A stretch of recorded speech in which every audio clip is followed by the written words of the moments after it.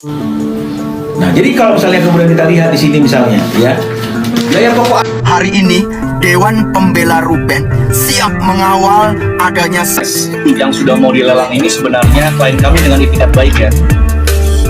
Assalamualaikum warahmatullahi wabarakatuh. Halo, balik lagi buat teman-teman semua dengan Bang Dendi. Bang Dendi akan menemani teman-teman semua, khususnya yaitu dari Sabang sampai Merauke. Jadi buat teman-teman semua, jangan pernah galau lagi, dikarenakan Bang Dendi akan menemani kalian semua dan akan mengungkap berita-berita viral yang lagi viral, yang sekarang isunya yaitu kali ini Bang Dendi akan mereaction yang berjudul "Malu Sendiri, Pihak Bank BCA bantah tuduhan debt kolektor datangi rumah Sarwenda Ruben Onsu ngamuk." Wow,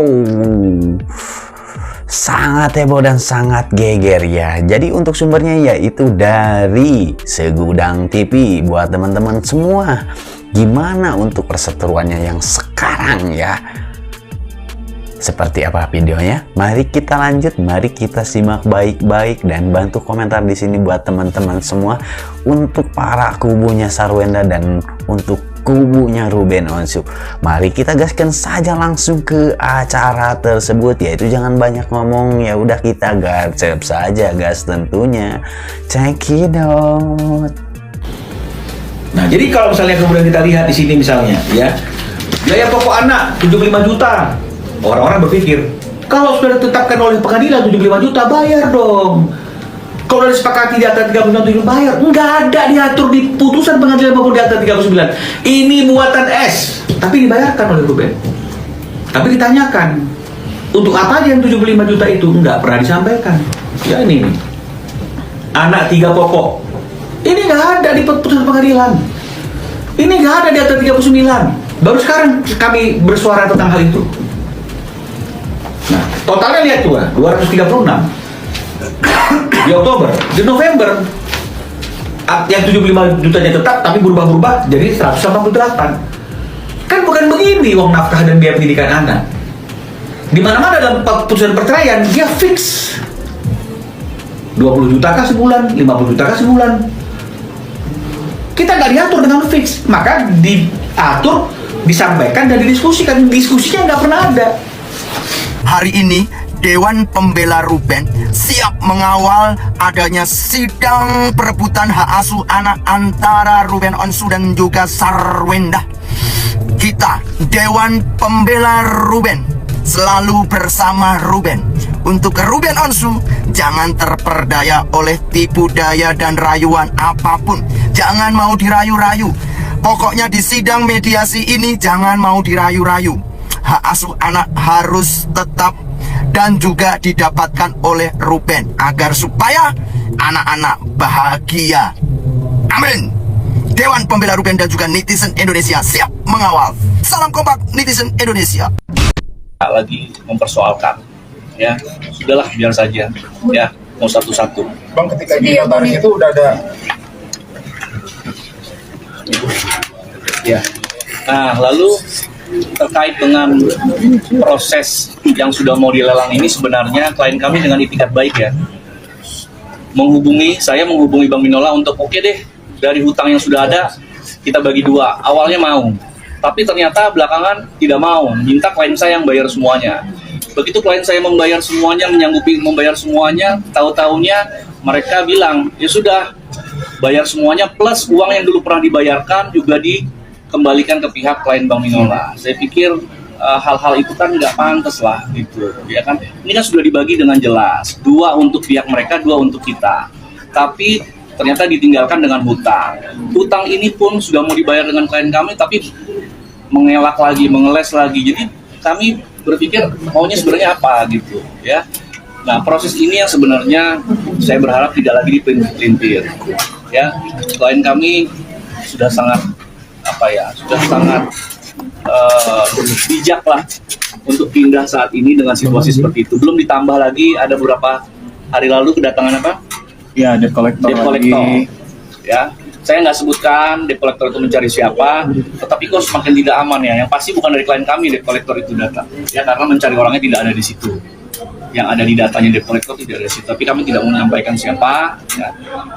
Artinya rumah itu sudah sangat tidak nyaman ya dari pihak tertentu yang terus saja ada, sedangkan klien kami berpikirnya pada saat pembagiannya itu sudah clear, 2 untuk RO, 2 untuk klien kami itu sudah clear. Ternyata ada seperti ini ya. Jadi klien kami lebih memilih untuk pengen hidup tenang saja ya, pengen hidup tidak lagi dikait-kaitkan bahwa klien kami numpang segala macam ya. Itu menurut saya karena ada provokasi dan karena ada framing tidak benar sehingga netizen juga terbawa. Ternyata ada seperti ini ya. Jadi klien kami lebih memilih untuk pengen hidup tenang saja ya, pengen hidup tidak lagi dikait-kaitkan bahwa klien kami numpang segala macam ya. Itu menurut saya karena ada provokasi dan karena ada framing tidak benar sehingga netizen juga terbawa. Oke guys, jadi seperti itu ya. Di dalam video tersebut gitu kan, gimana seputaran pengacaranya Ruben Onsu yang mempertanyakan dan lainnya gitu kan ya. Memang sih untuk tugasnya pengacara seperti itu gitu kayaknya, maupun di kubu Sarwenda ataupun di kubu Ruben Onsu gitu. Tetapi angka baik jangan pernah ditutupi untuk problem yang masalah ini harus dibayar sekitaran 75 juta dan dipertanyakan ini buat apa, dan di situ dan terus di keputusan persidangan katanya tidak harus membayar seperti itu dan tidak ada kesepakatan seperti itu gitu kan.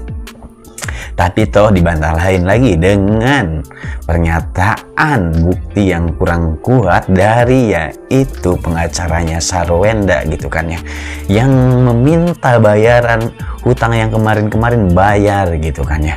Nah terus di dalam situ tentunya dia mengatakan pengen bagi 2 saja, ya udahlah gitu kan ya.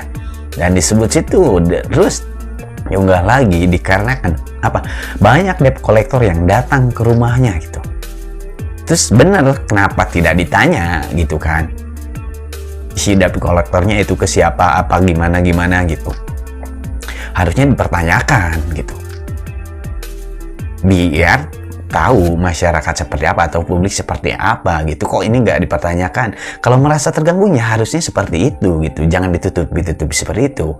Jadi menurut para teman-teman dan kubunya Sarwenda dan kubunya Ruben, coba bantu di sini. Coba membantu ramaikan. Mari kita langsung saja eksekusi ke videonya lagi seperti apa. Mari kita lanjutkan. Oke guys.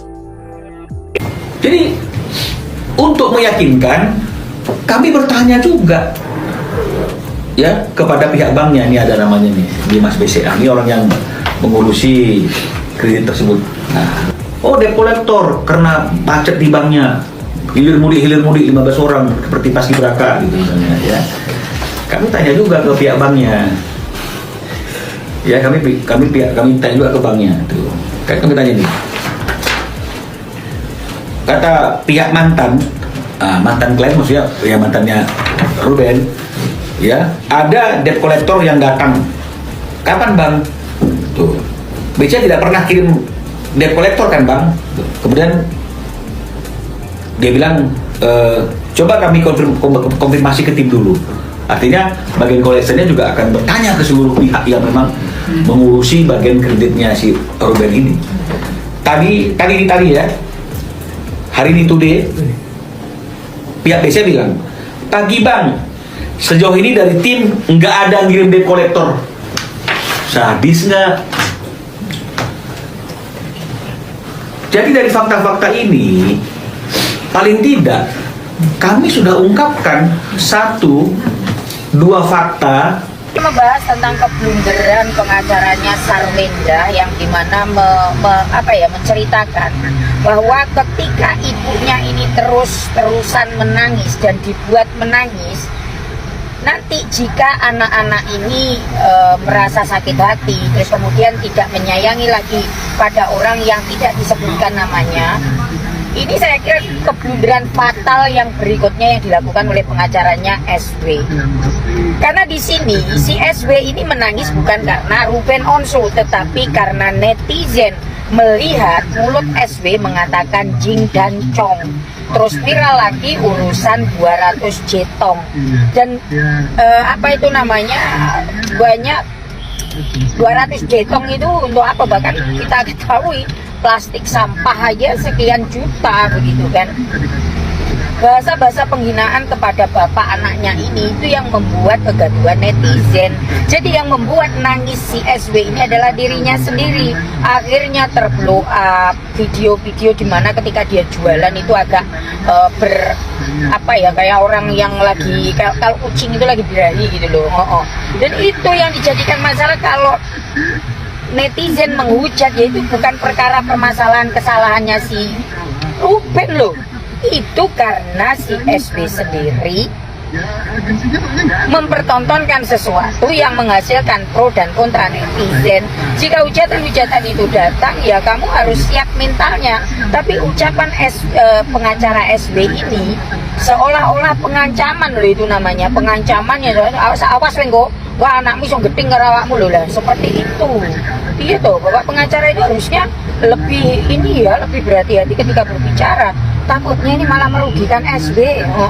Walaupun nanti anaknya ini katakanlah membenci bapaknya, tapi kalau Oke guys, jadi seperti itu ya yang tadi barusan gitu.